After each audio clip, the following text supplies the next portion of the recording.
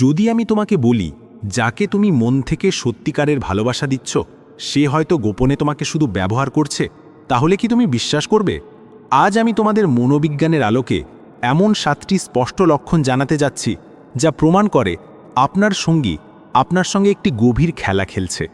এগুলো শুধু আন্দাজ নয়, বৈজ্ঞানিক ও আচরণগত দৃষ্টিকোণ থেকে প্রমাণিত সংকেত। প্রতি বছর লক্ষ লক্ষ মানুষ আবেগগত প্রতারণা বা ম্যানিপুলেশনের শিকার হন, অথচ বুঝতেই পারেন না যে আসলে কি ঘটছে। কিন্তু আজকের পর আপনি সহজেই বুঝতে পারবেন কেউ সত্যি আপনাকে ভালোবাসে নাকি শুধু বোকা বানাচ্ছে। যদি এই 7টির মধ্যে 4-5টি লক্ষণও আপনার জীবনে মিলে যায়, তবে মাফ করবেন, আপনাকে এই সম্পর্কটা নিয়ে আবার সিরিয়াসলি ভাবতে হবে। 1. হট অ্যান্ড কোল্ড ম্যানিপুলেশন, মানে অনিয়মিত উপস্থিতি। প্রথম এবং সবচেয়ে স্পষ্ট লক্ষণ হল তার উপস্থিতি খুবই অদ্ভুতভাবে অনিয়মিত বা হট অ্যান্ড কোল্ড। কখনো সে খুব মনোযোগী হয়, আপনার প্রতিটি বার্তার সঙ্গে সঙ্গে উত্তর দেয়, যত্ন নেয়, কিন্তু হঠাৎ করে সে সম্পূর্ণ অদৃশ্য হয়ে যায়। ঘন্টার পর ঘন্টা, দিনের পর দিন তার কোনো খোঁজখবর নেই। যখন আপনি প্রশ্ন করেন তখন সবসময় তার কাছে যথাযথ অজুহাত থাকে, ফোনে চার্জ ছিল না, খুব ব্যস্ত ছিলাম, পরিবারের সমস্যা ইত্যাদি। কিন্তু খেয়াল করুন, এই প্যাটার্নটা বারবার ঘটছে। একটি গবেষণায় মতে এই ধরনের আচরণকে হট অ্যান্ড কোল্ড ম্যানিপুলেশন বলা হয়।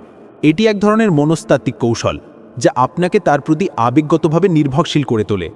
যখন সে মনোযোগ দেয় আপনি কৃতজ্ঞ বোধ করেন, আর যখন সে দূরে সরে যায় আপনি অস্থির হয়ে পড়েন। এই ওঠানামাই আপনাকে তার প্রতি আসক্ত করে তোলে। 2. একপাক্ষিক অর্থনৈতিক লেনদেন, মানে এটিএম মেশিন। যদি সম্পর্কে আর্থিক লেনদেন সবসময় একপাক্ষিক হয় তাহলে সতর্ক হন। সবসময় আপনি বিল দিচ্ছেন, উপহার কিনছেন, ঘোরার খরচ বহন করছেন, কিন্তু সে কখনো নিজের দায়িত্ব নিতে বা কিছু ফিরিয়ে দিতে চায় না। আপনি হয়তো ভাবছেন ভালোবাসা মানেই তো দেওয়া, কিন্তু খেয়াল করুন যখন আপনি আর সাহায্য করতে পারেন না তখনই সে দূরে সরে যায় বা রাগ দেখায়। তার জরুরি প্রয়োজনগুলো সবসময় এমন সময়ই আসে যখন আপনার হাতে টাকা থাকে। সে বারবার ইঙ্গিত দেয় যে কিছু দরকার, এবং আপনি না দিলে অপরাধ বোধ জাগানোর চেষ্টা করে। একটি সত্যিকারের সম্পর্কে অর্থনৈতিক দায়িত্ব ভাগাভাগি করা হয়, অন্তত সেই চেষ্টাটা দেখা যায়। যদি সে শুধু নিচ্ছে আর কিছু ফিরিয়ে দিচ্ছে না, তাহলে পরিষ্কার সে আপনাকে একটি এটিএম মেশিন মনে করছে। 3. জীবনের গুরুত্বপূর্ণ তথ্য গোপন রাখা, মানে দ্য সিক্রেট লাইফ। যদি বহু মাস ধরে আপনারা একসাথে থাকেন অথচ আপনি এখনও তার জীবনের সাধারণ তথ্যও না জানেন, তাহলে কিছু একটা গণ্ডগোল আছে। আপনি তার বন্ধুদের দেখেননি, পরিবারের কথা জানেন না, তার সোশ্যাল মিডিয়া আপনার থেকে গোপন। আপনি প্রশ্ন করলে সে বিষয়টা ঘুরিয়ে দেয় বা কথা পাল্টে দেয়। সে কথায়, কার সঙ্গে, সবই আপনার কাছে রহস্য। সে আপনাকে নিজের জীবনের অংশ করতে চাইছে না, কারণ হয়তো তার জীবনে অন্য কেউ আছে, অথবা তোমাকে সে কেবল অস্থায়ী অপশন হিসেবে রাখছে। মনোবিজ্ঞানে বলা হয় যারা সত্যি সম্পর্কের প্রতি প্রতিশ্রুতিবদ্ধ তারা স্বাভাবিকভাবেই তাদের জীবন ভাগ করে নেয়। গোপনীয়তা সাধারণত ইঙ্গিত দেয় সে হয় কিছু লুকোচ্ছে, না হয় তোমাকে কেবল সাময়িক সময়ের জন্য ব্যবহার করছে। 4. ভবিষ্যৎ আলোচনায় উই শব্দটির অনুপস্থিতি, মানে নো কমিটমেন্ট। যখনই ভবিষ্যতের কথা ওঠে সে সবসময় আমি শব্দটি ব্যবহার করে, উই নয়। তার দীর্ঘমেয়াদী পরিকল্পনায় আপনার কোনো স্থান নেই। যদি আপনি আগামী মাসে একসাথে কোথাও ভ্রমণের প্রস্তাব দেন, সে হয় এড়িয়ে যায়, নয়তো কোনো নিশ্চিত উত্তর দেয় না। কারণ সত্যিটা হলো তার ভবিষ্যতের পরিকল্পনায় আপনি নেই। এই মুহূর্তে আপনি হয়তো তার কাছে আবেগগত সহায়তা, আর্থিক সাহায্য বা মনোযোগের উৎস, কিন্তু দীর্ঘমেয়াদে আপনার জন্য কোনো জায়গা নেই। একজন সত্যিকারের সঙ্গী সবসময় ভবিষ্যৎ নিয়ে উইয়ের ভাষায় কথা বলে। যদি এই উই শব্দটি অনুপস্থিত থাকে তাহলে বুঝে নিন প্রতিশ্রুতি অনুপস্থিত। এটাই সম্পর্কের ক্ষেত্রে সবচেয়ে বিপজ্জনক লক্ষণ। 5. ভিকটিম প্লে করে দোষারোপ, মানে প্লেইং বা ভিকটিম। যখনই আপনি কোনো ন্যায্য দাবি করেন বা কোনো সীমা নির্ধারণ করেন, সে নিজেকে ভিকটিম, মানে আছড়ে যাছড়ে বানিয়ে ফেলে। তুমি আমাকে ভালোবাসো না, আমি তোমার জন্য যথেষ্ট ভালো নই, তুমি আমাকে সবসময় কষ্ট দাও, এই ধরনের কথা বারবার শোনা যায়। সে আপনার অনিশ্চয়তা ও দুর্বলতাকে অস্ত্র হিসেবে ব্যবহার করে। সে জানে আপনি তাকে হারাতে চান না, তাই সেই ভয়কে কাজে লাগিয়ে আপনাকে নিয়ন্ত্রণ করে। গবেষণায় দেখা গেছে কাউকে বারবার অপরাধবোধে ফেলা এক ধরনের আবেগগত নির্যাতন। সে নিজের ভুল স্বীকার করে না, বরং সবসময় এমনভাবে পরিস্থিতি ঘুরিয়ে দেয় যে দোষ আপনারই হয়। সে আপনাকে আপনার নিজের ভাবনা ও সত্যের ওপর সন্দেহ করতে বাধ্য করে। 6. ইচ্ছাকৃত jealousy games, the jealousy games. যখন তোমরা একসাথে থাকো তখনও সে প্রকাশ্যে অন্য মানুষের সঙ্গে ফ্ল্যাট করে বা অতিরিক্ত বন্ধুত্বপূর্ণ আচরণ করে। তুমি অস্বস্তি প্রকাশ করলে উল্টে তোমাকেই অসুরক্ষিত, জেলাস বা কন্ট্রোলিং বলে দোষারোপ করে। সে ইচ্ছে করেই এমন পরিস্থিতি তৈরি করে যাতে আপনি জ্বলে ওঠেন। যেমন অন্য কারোর মেসেজ নিয়ে খোলামেলা আলোচনা করা বা তাদের প্রশংসা করা। এই আচরণ ইচ্ছে করেই করা হয়, যাতে আপনি সব সময় অস্থির থাকেন। একজন সত্যিকারের সঙ্গী আপনার অনুভূতির প্রতি সম্মান দেখায় এবং সম্পর্ককে আরামদায়ক রাখার জন্য সীমা বজায় রাখে। 7. সমস্ত প্রচেষ্টার দায়িত্ব আপনার। আরেকটি বড় সংকেত হলো সম্পর্কের সমস্ত প্রচেষ্টা কেবল আপনি করছেন। আপনি পরিকল্পনা করেন, কথা শুরু করেন, সমঝোতা করেন, সমস্যা সমাধান করেন, আর সে শুধু গ্রহণ করছে। আপনার সময়, শক্তি, টাকা, ভালোবাসা সব নিচ্ছে, কিন্তু কিছুই ফিরিয়ে দিচ্ছে না। আপনি অসুস্থ হলে খোঁজ নেয় না, আপনার কোনো সমস্যা হলে আগ্রহ দেখায় না, কিন্তু যখন তার কিছু প্রয়োজন হয় তখন হঠাৎ। উপসংহার: আপনাকে এখন কি করতে হবে? এই ধরনের প্রভাবক আচরণ কেন হয়? কিছু মানুষ ইচ্ছে করেই অন্যের আবেগগত দুর্বলতার সুযোগ নেয়। মনোবিজ্ঞানে একে আত্মকেন্দ্রিক মানে নার্সিসিস্টিক বা সমাজবিরোধী আচরণের সঙ্গে যুক্ত করা হয়। এদের মধ্যে অন্যের প্রতি কোনো সহানুভূতি থাকে না। তারা মানুষকে বস্তু হিসেবে দেখে, যেন নিজের প্রয়োজন মেটানোর যন্ত্র। তাদের কাছে সম্পর্ক মানে লেনদেন, সংযোগ নয়। সাধারণত এই লক্ষণগুলো আলাদা আসে না, বরং একসাথে আসে। এই ধরনের মানুষ পুরো পরিকল্পনা করে এগোয়।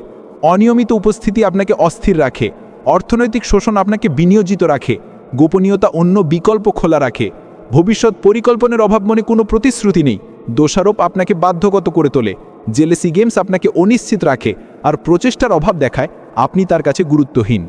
যদি আপনি এই সব সংকেত চিনতে পারছেন, তাহলে এখন আপনার কিছু করণীয় আছে।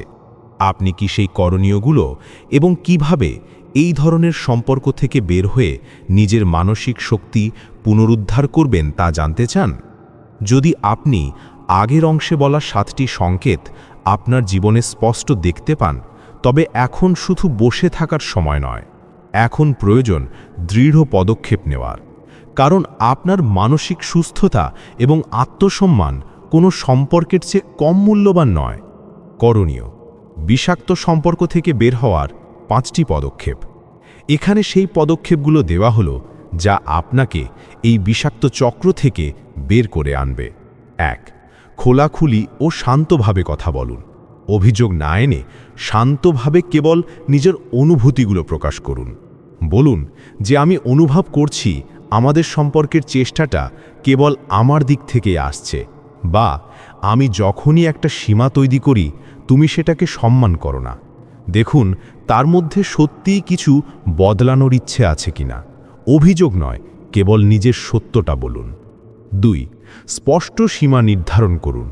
কি আপনার জন্য গ্রহণযোগ্য আর কি নয় তা স্পষ্ট করে বলুন এবং তাতে দৃঢ় থাকুন। যেমন, যদি তুমি আবার ফ্লার্ট করো, আমি আর সেই মুহূর্তে তোমার সঙ্গে থাকব না, বা টাকার দায়িত্বে আমরা সমতা চাই। মনে রাখবেন, আপনার সঙ্গী যদি সত্যি আপনাকে ভালোবাসে, তবে সে আপনার সীমাগুলো সম্মান করবে। 3. কাজের দিকে নজর দিন, কথায় নয়। সে কি বলে তা নয়, সে আসলে কি করে সেটাই আপনার জন্য আসল উত্তর। যদি সে শুধুই অজুহাত দিতে থাকে বা বদলানোর চেষ্টা করছি বলে মাসের পর মাস একই কৌশল চালাতে থাকে, তবে বুঝবেন তার কোনো উদ্দেশ্য নেই। কাজ সবসময় কথার চেয়ে বেশি শক্তিশালী। 4. কিছুদিনের জন্য দূরত্ব তৈরি করুন।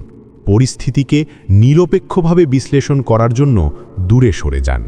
একটি স্পষ্টতা পাওয়ার জন্য মানসিক স্পেস দরকার। যদি এই দূরত্ব তৈরির পরও সে কেবল অভিযোগ করে বা আপনাকেই দোষারোপ করে, তবে বুঝবেন সে আপনার অনুপস্থিতি নয়, বরং আপনার উপর নিয়ন্ত্রণ হারাচ্ছে বলেই উদ্বিগ্ন। 5. সম্পর্ক থেকে সরে আসুন। The exit strategy. যদি তার আচরণ না বদলায় এবং একই ধরনের ম্যানিপুলেশন বা কৌশল চলতে থাকে, তবে সবচেয়ে ভালো এবং একমাত্র বিকল্প হল সাহসিকতার সঙ্গে সম্পর্কটি ছাড়িয়ে আসা। খেলার ছলে ব্যবহার বা মানসিক প্রভাবের শিকার হওয়া খুবই কষ্টদায়ক, কিন্তু এটা স্বীকার করা যে আপনাকে ব্যবহার করা হচ্ছে, এটাই সুস্থ হওয়ার প্রথম ধাপ। কেন আমরা বিষাক্ত সম্পর্ক আঁকড়ে থাকি? The psychological traps. মনোবিজ্ঞানের দৃষ্টিতে মানুষ খারাপ সম্পর্ক থেকেও কেন সহজে বের হতে পারে না? তার মূল কারণগুলো হলো বিনিয়োগের ভুল ধারণা, আমি এত কিছু দিয়েছি এখন ছাড়তে পারি না; মিথ্যা আশা, হয়তো ও একদিন বদলে যাবে; একাকিত্বের ভয়, আমার আর কেউ থাকবে না; কম আত্মসম্মান, আমি এর চেয়ে ভালো কিছুর যোগ্য নই। এই সব কারণেই মানুষের মনস্তত্ত্বের কাছে বোধগম্য, কিন্তু সবই ভুল ধারণা। আপনি আরও ভালো কিছুর যোগ্য এবং ভালো কিছু পাবেনই, কিন্তু তার আগে এই বিষাক্ত সম্পর্কটাকে সম্পূর্ণভাবে ছাড়তে হবে। নিজেকে রক্ষা করার কৌশল ও সতর্কতা। ভবিষ্যতে নিজেকে রক্ষা করার জন্য এই বিষয়গুলো মেনে চলুন। নিজের মূল্য জানুন। আপনার প্রাপ্য সম্মান কি তা নিয়ে কখনো সমঝোতা করবেন না। সংকেতগুলো দ্রুত চিনতে শিখুন। যদি সম্পর্কের শুরুতে কেউ আপনাকে খুব দ্রুত এবং তীব্রভাবে আকর্ষণ করার চেষ্টা করে, লাভ বম্বিং, তবে সতর্ক হন। নিজেকে বিশ্বাস করুন। যদি কিছু ভুল মনে হয় তবে সম্ভবত সেটাই ভুল। আপনার অন্তশ্চেতনা, ইনটিউশন খুবই শক্তিশালী। সেই অস্বস্তিকর অনুভূতিগুলোকে উপেক্ষা করবেন না, যা আপনাকে সতর্ক করছে যে কিছু একটা ঠিক নেই। পরামর্শ নিন। বন্ধু ও পরিবারের পরামর্শ শুনুন। তারা অনেক সময় সেই জিনিসগুলো স্পষ্ট দেখতে পায় যা আপনি দেখতে পান না। চূড়ান্ত বার্তা: শান্তি ও মূল্যবোধ। বন্ধুরা, নিজের আবেগগত সুস্থতার জন্য এই 7টি সংকেত চিনতে পারা খুব জরুরি। সব মানুষই প্রতারক নয়, মোটেও নয়। অধিকাংশ মানুষই সৎ ও ভালো, কিন্তু যারা আপনার উপর মানসিক প্রভাব ফেলে তারা ভীষণ ক্ষতি করতে পারে। যদি আপনি এই সংকেত দেখছেন, তাহলে সত্যটা অস্বীকার করবেন না। সত্যের মুখোমুখি হন, তা যতই কষ্টদায়ক হোক না কেন। অল্প সময়ের কষ্ট দীর্ঘমেয়াদী মানসিক যন্ত্রণার চেয়ে অনেক ভালো। মনে রাখবেন, সঠিক মানুষ তোমাকে বিভ্রান্ত করবে না, শান্তি দেবে। সঠিক মানুষ তোমাকে ব্যবহার করবে না, মূল্য দেবে। সঠিক মানুষ তোমাকে নিয়ন্ত্রণ করবে না, সম্মান করবে। যদি এই লক্ষণগুলো তোমার উপকারে আসে, তাহলে মোস্তাফা ভয়েস চ্যানেলটিকে মনে রেখো। তুমি কি এমন অবস্থার মধ্য দিয়ে গিয়েছ? কিভাবে সামলেছ? কমেন্টে জানাতে ভুলো না। তোমার গল্প হয়তো কারুর জীবন বদলে দিতে পারে। আর হ্যাঁ, যদি তুমি সম্পর্কের মনোবিজ্ঞান থেকো, কিন্তু নিজের উপস্থিতি দিয়ে পুরো দুনিয়াকে কাঁপিয়ে দাও। এখনও কিছু মানুষ বলবে, এসব শুনতে ভালো লাগে, কিন্তু বাস্তবে করা খুব কঠিন।